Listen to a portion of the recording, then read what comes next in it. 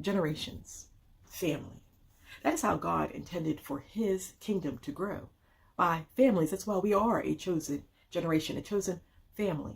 We are the church, and we are part of the church, so the church is the bride. For the husband is the head of the wife, even as Christ is the head of the church, and he is the savior of the body, the Bible tells us. And really, it's a beautiful love story. The bride, us, the church, was married to a terrible husband. The husband was cruel and unreasonable and demanded that she do everything without question. And if there was something that she would not do, then she would be cast away, discarded like a piece of trash. It seemed to be a good thing for her. She even seemed happy at one time. However, not too long in, the demand for her became greater. He asked more and more of her, and the favor had disappeared. It was no longer bringing feelings of enjoyment and favor. In fact, it brought shame, pain, and regret. She longed for the day that she was free without her husband. As she looked in the mirror, she looked 10 years older than she was. She was weak, malnourished, unhappy, but she had to keep doing what the husband told her to do. She was not strong enough to escape, and there was no one else that could help her to free her from her wicked husband. But there was one who loved the wife, and daily being provoked by that wicked husband, at just the right time, he put an end to the reign of that terrible husband. He put him to death in self-defense. The woman was free, but the Savior asked for her hand in marriage. He promised to take care of her, to never leave her, to never ask anything of her that would not be for her benefit, and that he would never do her evil.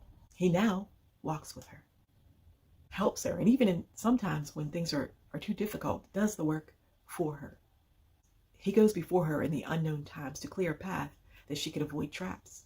He covers her and comforts her even when she is wrong, gently coming beside her, letting her know that he still loves her, even still, forgiving and helping through that struggle, that pain, that sin, whatever it might be.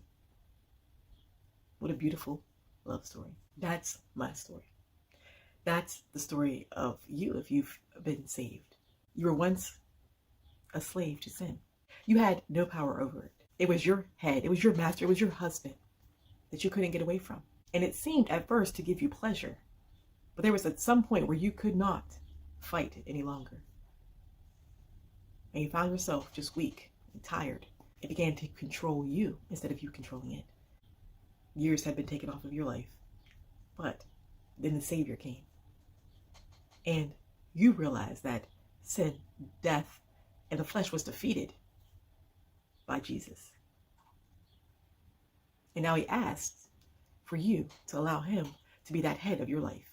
We are no longer bound to that one who wants to destroy us. Instead, we are bound to the one who gives life, life eternally and life abundantly.